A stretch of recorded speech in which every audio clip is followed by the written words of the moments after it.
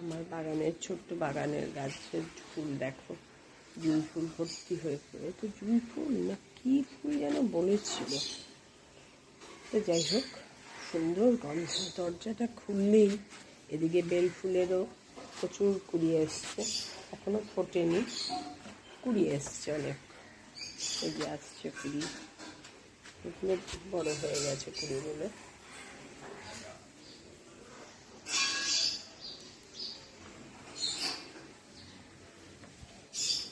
তোমাদেরকে সকালে ফুলের শুভেচ্ছা, আমার বাগানের ফুলের শুভেচ্ছা। তোমরা সবাই কেমন আছো গো? আমি এই চলছে ঠিকঠাক, এরকমভাবে দিন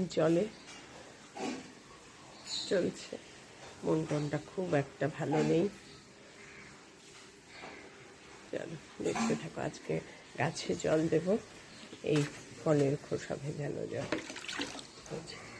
ফলের খোসা ভেজানো জল 3 দিন 4 দিন করে ভিজিয়ে রাখি, তারপর সেই জলটাই দিই সব গাছে।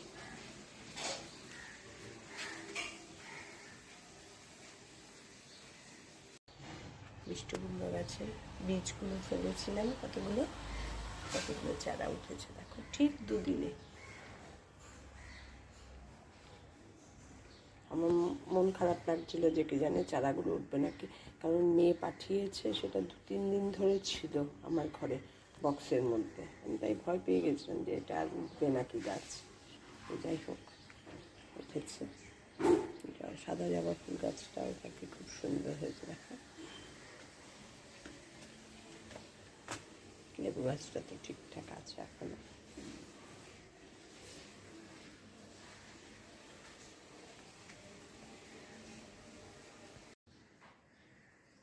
সকাল থেকে তো দিন চলছে ওইভাবেই, আমাদের তো এখন ওষুধ চলছে।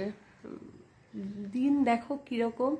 মেজো ভাসুর চলে গেছে না আজ, গত বৃহস্পতিবার। 8-9 দিন হয়ে গেল আজকে, 8-9, আজকে 10 দিন হয়ে গেল।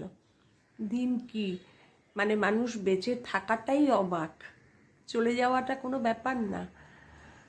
যাই হোক, আমাদের তো ওষুধ চলছে, এর মধ্যেই সব করছি টুকটাক। আজকে নিরামিষ রান্নাই করছি। মেয়েরা বলতে ছোট মেয়েও তাই খাচ্ছে, বাইরে গেলে কিছু খাচ্ছে, ওর তো হসপিটালে ডিউটি, ওর টুকটাক খেতেই হয়। আর যদি কিছু খাওয়ার শখ হয়, বড় মেয়ে করে পাঠিয়ে দিচ্ছে, এভাবেই চলছে।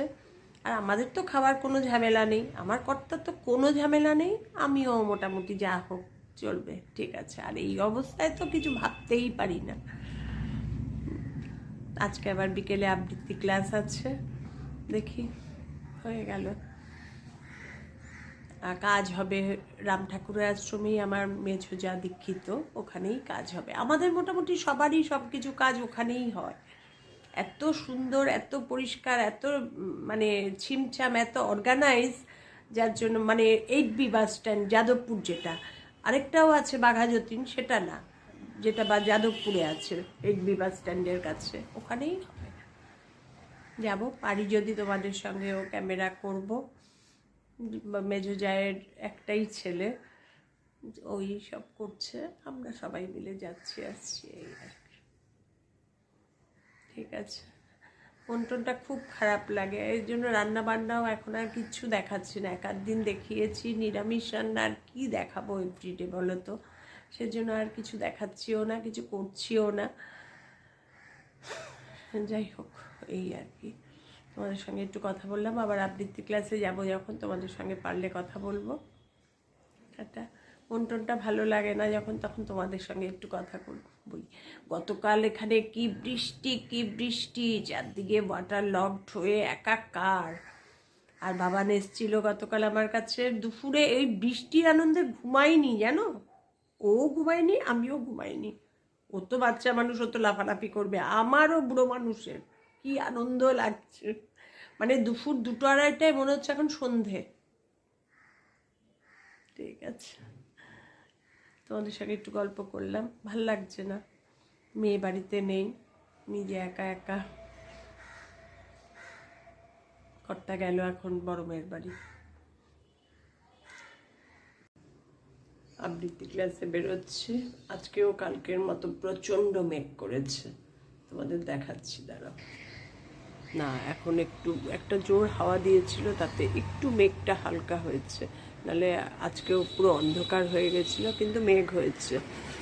কালকে তো প্রচণ্ড, দুপুর 2টোর সময় মনে হচ্ছে সন্ধ্যে 7টা বাজে। হ্যাঁ, যাই হোক, হচ্ছে পরে তোমাদের সঙ্গে আবার কথা বলবো।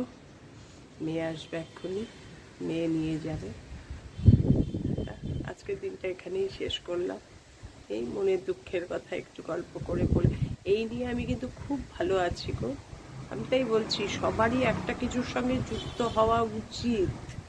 এই একটা টাইমের পর যখন সব ডিউটি শেষ হয়ে যায়, তখন নিজেকে একটা কোথাও নিজের শখগুলো পূরণ করার জন্য একটা কিছু করা উচিত।